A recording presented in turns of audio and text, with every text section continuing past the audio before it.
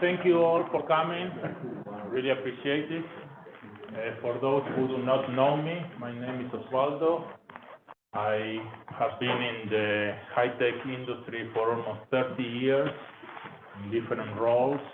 I've been in research centers, academia, and industry, manufacturing, and product development. I have the luck of working in very different projects, from lasers, semiconductors, and instrumentation. And along the way, I learned some things. So my hope is I can share some of those things with you today and that they are useful. So to make sure that we are all in the same room, I'm going to talk about how to take an idea to market, okay? A disclaimer, I'm not a very good public speaker.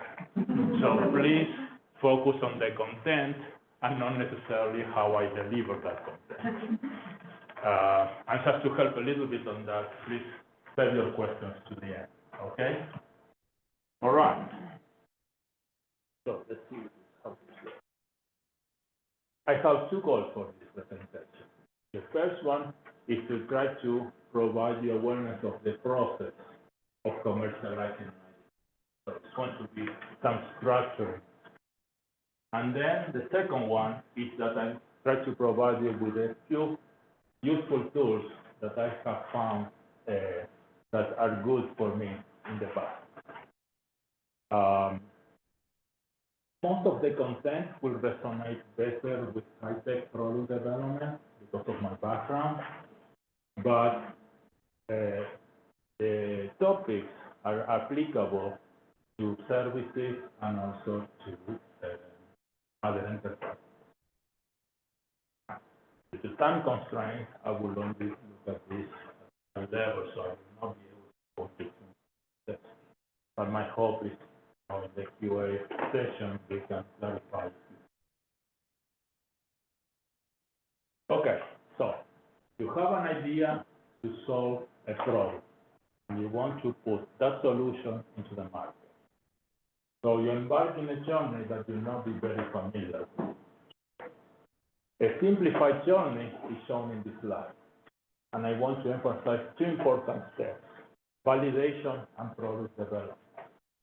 Most people, I would say not most people, but I have found a lot of entrepreneurs that skip the validation step. And I want to talk today about the importance of that step. I have met entrepreneurs that say, hey, I know my market, so I don't need to talk to customers in order to introduce my products. It was this case in the electronic industry where stakeholders decided to start a project to produce a much smaller component. This is not a bad assumption. See how devices are smaller, so the project moved on and started without customer interaction. After a few months, the project was a success. A very tiny component was presented in front of the main customer. But to make the story short, the customer could not use that tiny product because his machinery could not handle it. So basically, the project was a waste of time and resources. With that note, how do you validate a product by talking to customers? The first thought is usually, hey, I have this idea. What do you think about it? Well, that may not be the best approach because the customers may not be truthful in their answer because they may not want to offend you or may not want to discourage you. So a better approach is to try to know your customer. Steve Blank, who is considered a startup innovator, actually called this approach customer discovery. The underlying approach is to try to understand what are the customer challenges, what are his problems, how is he solving those problems, what works for him and what doesn't work for him. With that profile, you try to convert the customer needs to actual product features. And actually, also you can get some information of pricing. This process is not easy at all, very difficult. But when you do it, you are incorporating the voice of the customer into the product and ensure a better product market fit. Now, the second part of the validation is that you have to make sure that you have a path to profitability. And that is done by having a realistic business plan. Writing a business plan is extremely difficult. But there is a visual tool that I'm showing here in this slide that is called Business Model Canvas of BMC. You can see that it is divided in boxes, and each of those boxes actually represents an aspect of the business plan. In the center, you actually have the value proposition. Why customers are going to buy your stuff. On the right-hand side, you actually define who your customers are and how you're going to interact with them. You may be selling to businesses, or you may be selling to a population segment. Maybe you're selling direct, or you're going to be selling to distributors. On the left-hand side, you list what are the resources that you need and what you have to focus on in order to deliver the business plan. For example, you may need to have a partner for manufacturing, or you may have to focus on setting up a test plan to comply with regulations. At the bottom, you're going to have the financial information. And that basically tells you if you have a handle of cash flow and a path to profitability. There are many versions of the business model canvas, some specific for certain industries. I'm showing here the lean model canvas that I particularly like better for innovative products. The highlighted one now, but the ones that are in green, these boxes, are different from the original, the classical business model canvas, to emphasize product market fit, product differentiation, and what business advantages do you have versus your competition. So this tool is very helpful when you have a lot of unknowns, because you can write a canvas and you test it by talking to customers and you readjust it and so forth. And that is why it is taught in many entrepreneurship programs in universities and from the NSF. So the idea now is validated, but you start having a product. Now, a product is much more than its functionality. And I personally like to see the product as having layers. The core layers are actually the technology and its application to the product. The wrapping layers expand the core to include things like packaging, shipping, and quality assurance. The support layers are forward-looking to see what happens after the product is being sold, how you're going to install it, how you're going to repair or maintain it. And finally, the final layers provide information on how you're going to be profitable. Now, all those things need to be addressed, all those layers need to be addressed during product development. I have seen that when you don't do that, then you start thinking about these things afterwards, and it causes costly delays in the production. After you talk to customers, you're going to see that you're going to have a big list of features for your product. If you try to deliver in all of them, you will need a lot of resources and a lot of money. So the idea is that you prioritize those features, generate a smaller set, to produce a product that provides the best return on investment with minimum risk. That is called the minimum viable product, or MVP. I have seen that there are two instances in which you define or refine the MVP. The first one, as I mentioned, is when you get all the information from the customer. The second one occurs during product development, when you can find that there are technological limitations or cost limitations to the delivery of the feature. So you refine the MVP. Every product is unique, but I discovered that most products go through certain phases that in this slide I have presented as research, development, execution, and post-release. Now, notice that the product development goes beyond the R&D phase to an execution phase. That's important. And the second part is that for completeness, I added that post-release phase, that to make you aware that after you sell the product, you have to support it in a certain way, because if not, your customers are not be loyal. In general, there is much more granularity in this process or in this path. For example, you can add more levels or stages in between those. NASA has about 9 technologically ready levels to define the status, and the DoD has about 10 manufacturing ready levels to define their product status. But for this talk, I decided to keep it simple. One thing to notice is that the resources actually are going to be increasing as you move along through these phases in a non-linear way. And in particular, they're going to have a big jump when you go into the execution. Okay, let's talk about the research phase. In the research phase, you're actually trying to prove the feasibility of your technology.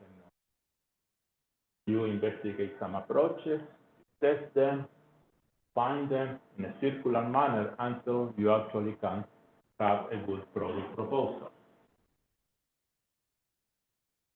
With a proposal, then the product starts going into a cycle of design and validation.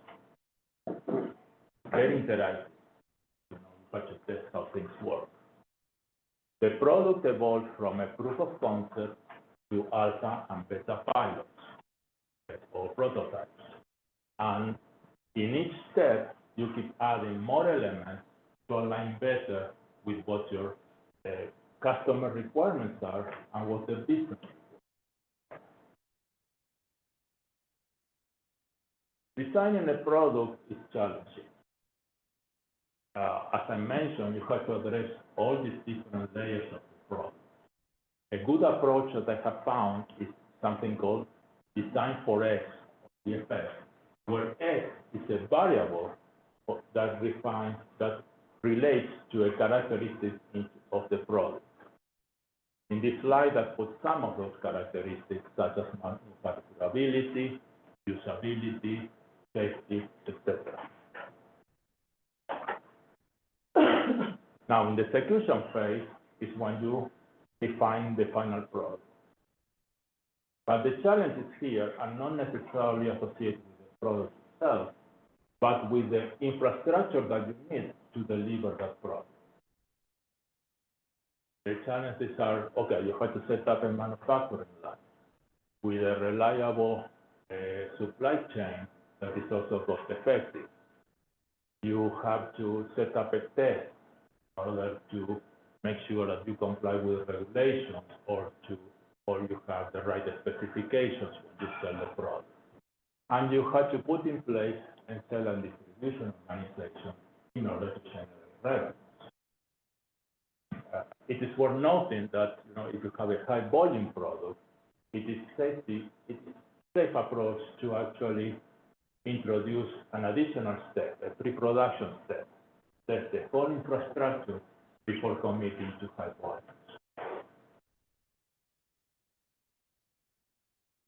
hopefully, an outcome of innovative product development is intellectual property. Intellectual property is the knowledge and strategic equity of the company, and it should be considered a valuable tool for deal with competition, and also is a selling point for investors. When you think about protecting IP, you think about patents, but there are other tools that are very useful, like trade secrets, trademarks, or copyright. Each of those very powerful in their own domain. Now, talking about patents, you cannot patent an idea. You can only patent the implementation. And the patent protects only that implementation. That's why there are workarounds. Any dispute of a violation of a patent or an infringement of a patent goes through the legal system. So the patent needs to be written in a very specific language and in a very specific form in order to be valid in court. So I always recommend you to work with the patent law. I remember the first patent that I wrote, I was so proud, because I put everything that I wanted to have, and the lawyer just translated in this legal mambo jumbo that I did not understand. Anyway, but it was useful because the company then was able to defend it. So, all right, so we know the journey, the steps of the journey. How do we manage them? Product introduction requires the management of very diverse things. On one hand, you have to manage the product development.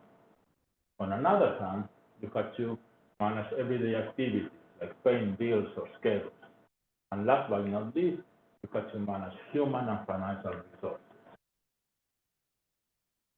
So let's start with product management, or basically product development. The first thing is that you have to realize is that there's a big transition going into the execution phase. Now, during the R&D phases, the environment is very fluid. You have open-ended technical challenges that do not have a schedule, so there is less uncertainty in the decision making, and it seems more intuitive. And when I say intuition here, it does not mean gut feeling. Intuition in the way of experience, or that is based on experience, or adaptive cognition, as it is described in the book Blink by Malcolm Gladwell.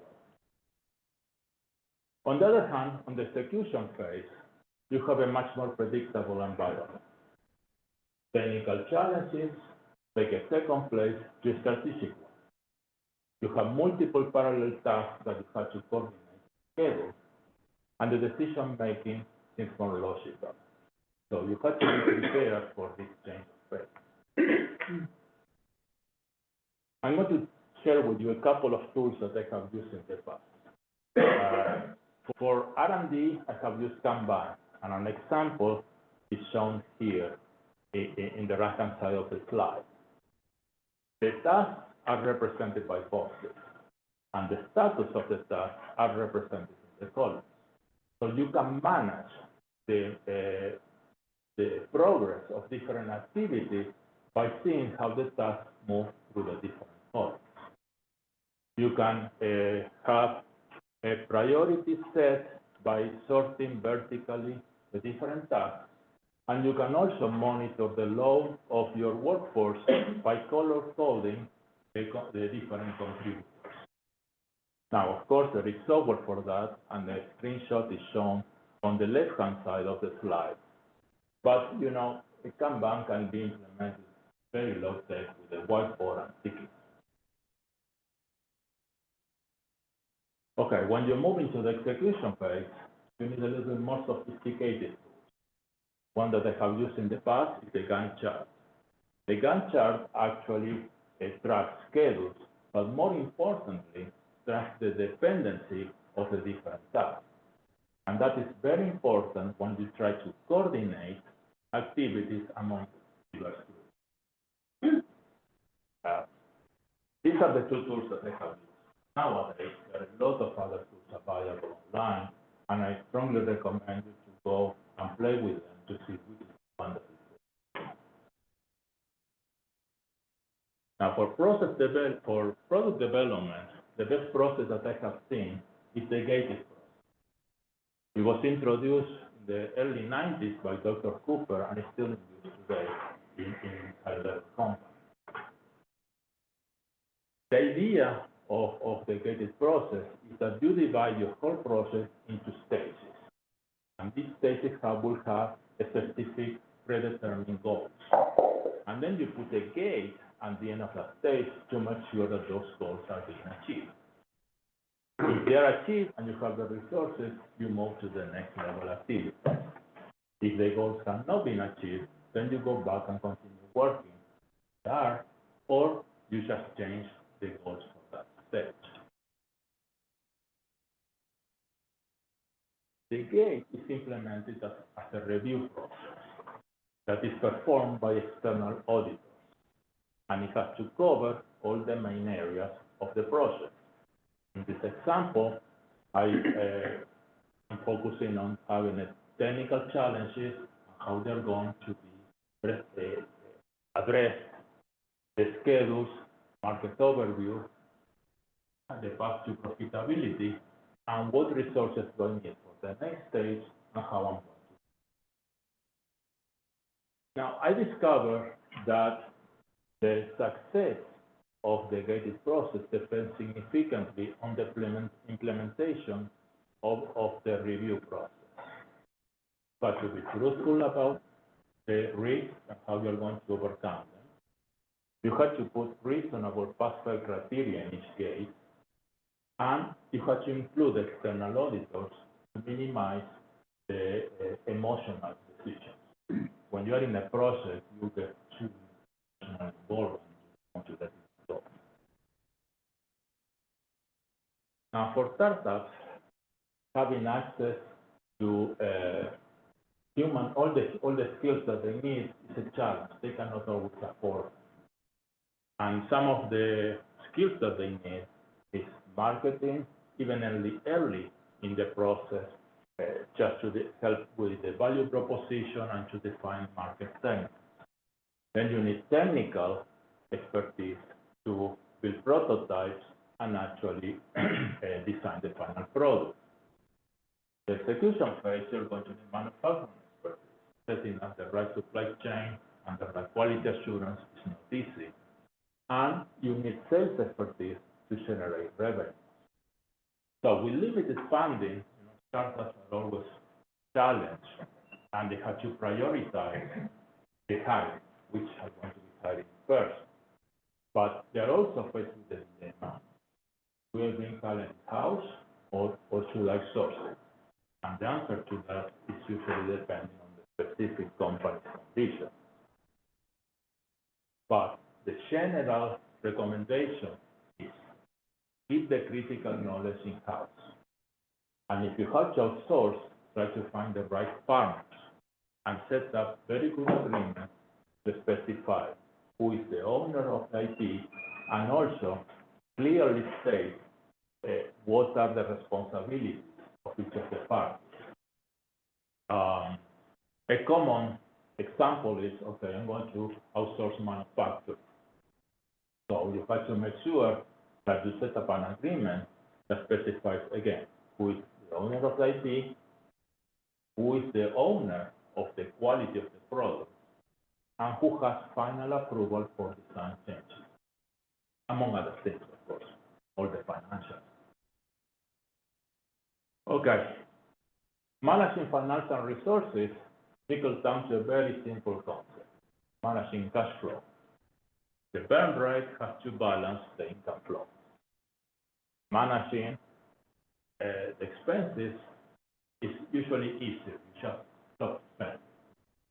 But managing the income flow is a little bit more difficult, especially for startups.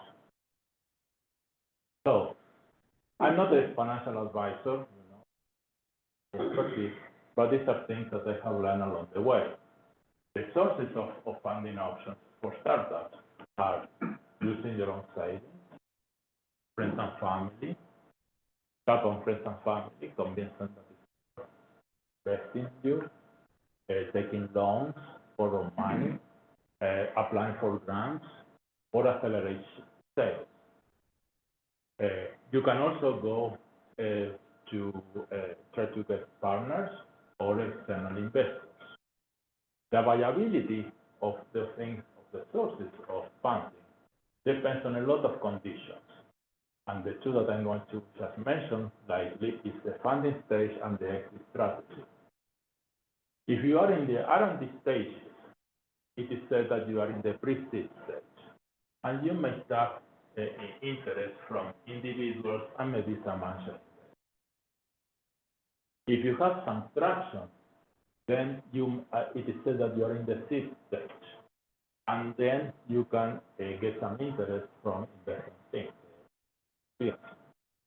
If your business has been proven and you're growing, you probably can tap into capital investment, venture capital.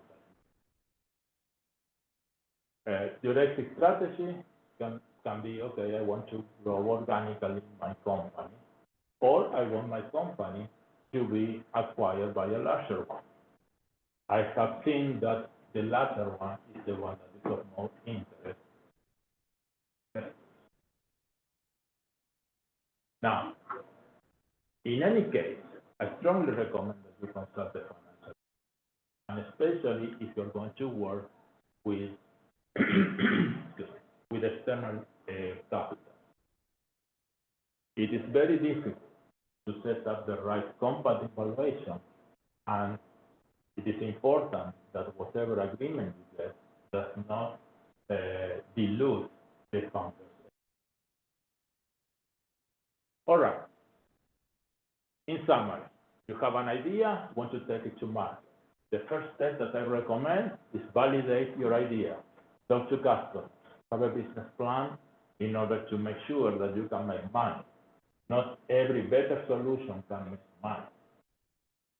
The next step is actually to develop a product, an idea, and that product needs to be feasible and does not have to violate the IP of your competition. Then you have to manufacture that product and set up a sales and marketing organization to generate revenue.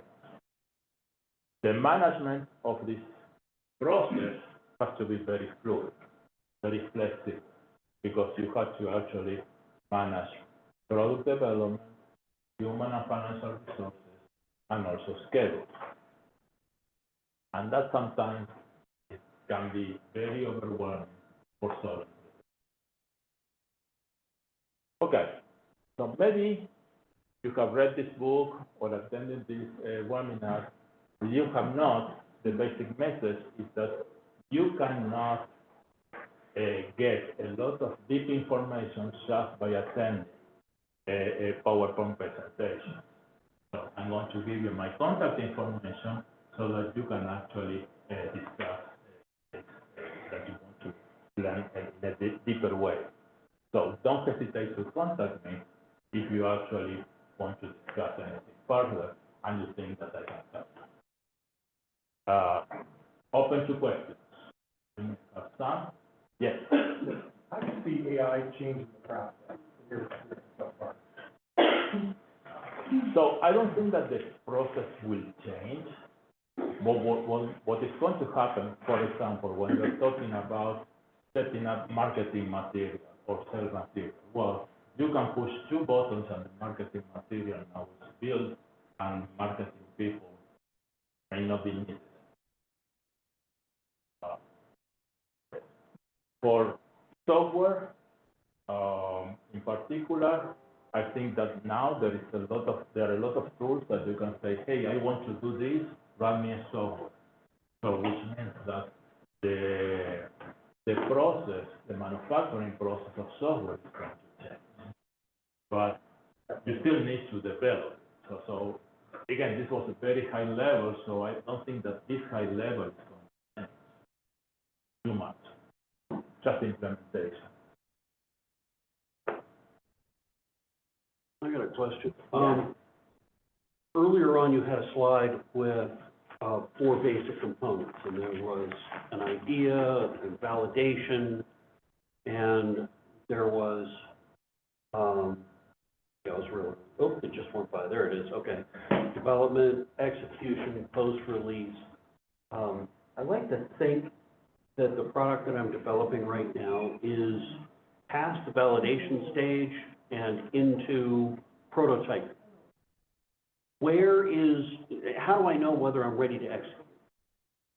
What are some of the milestones?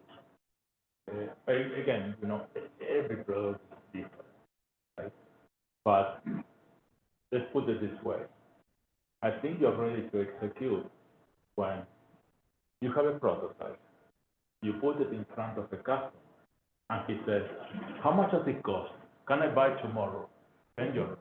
Okay? If you are before that, you may not be ready. Because if one thing is just to believe that your product is ready for execution. I have been in those shoes in which I think, hey, I know that this is better. I know that this is good. Better than everybody has. I'm going to try to sell it to you. But there's something called threshold of adoption. Your product may be 50% better than whatever is in the market. But for the person that has to buy that for you, that it's not worth for me to change whatever I'm doing unless I get 3x of what I'm having today. And that is what you have to try to have the feeling of when you talk to the customer, okay? Because again, you may think that you're ready because you build something, it's working, and it's ready to be deployed. But that doesn't mean you have to look at the other side. It's like a love relationship. You may love somebody, but if it doesn't love you back, you're doomed. Okay? So this is the part that is more difficult, trying to figure out if your customer is ready to buy, to spend the money that you think. Am I correct in thinking that that's as much a marketing issue as it is a product development issue? No, you are mistaken. As I told you, a product has layers. If you build your product and you are not sure that you can sell it, then you're screwed. You spend all this money building this product and you cannot sell it. It's a waste of time and money, So part of the process of the product development, even before you start making prototypes, you have to make sure that you know what is the right pricing for your product and the right features for your product. Again, you may be building a better mousetrap, and it can be 3 times better. But that doesn't mean that your customers see it the same way. And that's probably one of the harder things that I learned. I was always thinking like an engineer for many years, saying, hey, I make it better, people will buy it just because it's better. That is not true. That is not true. Be careful with that. That's the only recommendation that I can do. Yes? So early on, you were talking about voice of the customer, and you had X'd out, what do you think about my product? Okay. Go back to that slide. There you go. Oh, you like my idea. I guess I'm confused because if you've got an idea, the thing don't ask them what you think about it. No, I said that don't do that. I have seen that over and over, especially, in the academic environment. There is a significant amount of new ideas that are innovative. Now, if they go to ask customers, because they don't know, you go to a customer that you have never seen before. It's sometimes an awkward relationship. It's a first date. So the response is maybe, oh yeah, that may be a good idea. Oh yeah, I don't think that is bad. That is not useful for you. You don't know what are the customer needs. So that's why this approach was kind of revolutionary in a way. You go and say a customer, not that you have an idea, but you go and say, hey, what problems do you have? So, and if there is a problem that your idea is trying to solve, say, how are you solving that particular problem? Are you satisfied with that? If somebody comes with something better, how much are you willing to pay for? Would you accept it? So it's a whole new way of going around, trying to understand what the person needs, and then you get all that and say, oh, my idea fits, or my idea needs some tweaking. There is I believe there is a book that you can download from the web that I think is called Talking to Humans, or something like that. That explains a little bit the approach on how to get information without asking the specific question.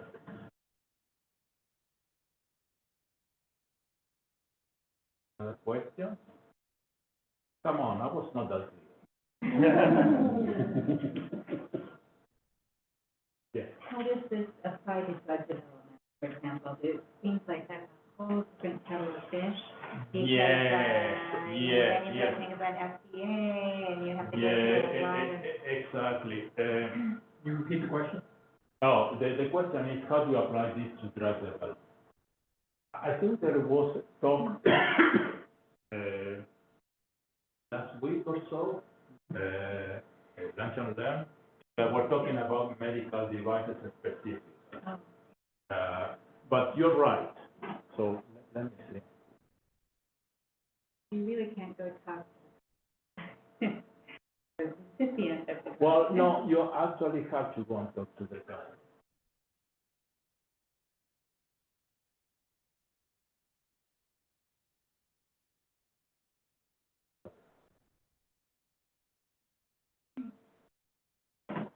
So you have to be in the research phase, and you have to start. I am also a mentor in one of the TU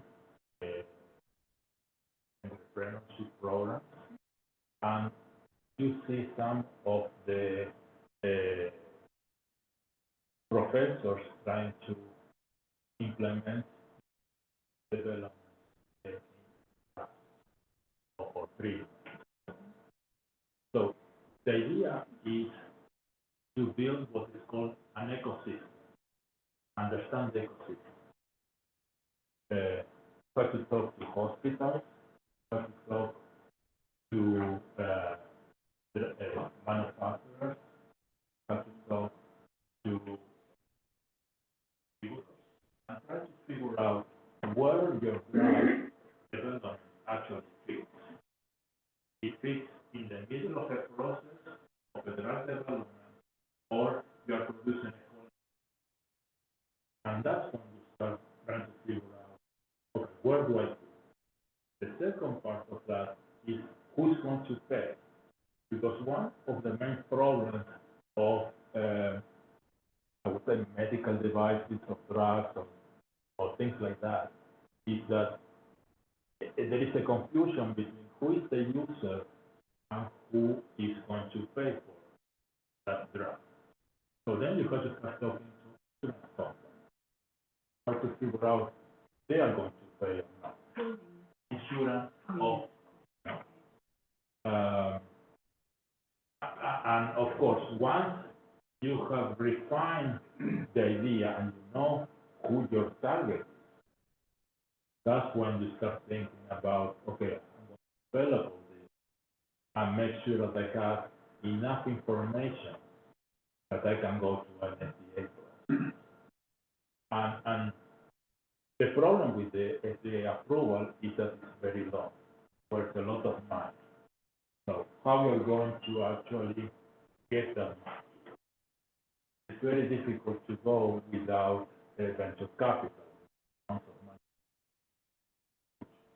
But what I have seen in some other companies is instead of going to humans, they try to go to animals. And the approval process may be better. So this is as far as I know. Yes, you have to talk to customers, figure out what your drug is. If there is enough interest for people to adopt it, there's enough benefit. And when I say benefit, it's not just health benefit, financial benefit to the customer. Did you say that venture capitalists would not invest in clinical trials? No, yes, But they would. what I'm thinking is that you need so much money that the only way that you can get that amount of money is usually through the venture capital. Okay. Again, everything that I'm saying is usual, okay? And there's nothing normal of anything about the product. There are unicorns, there are liars, so it's not a Gaussian distribution at all. I'm trying to condense things in the most common cases that I have seen, but I have seen people that don't follow any of these and they're successful. It's an absurd idea and they get millions and millions of dollars in investment. So I sometimes I don't know. Any questions, comments? Is this useful? Yeah. Very good, very good.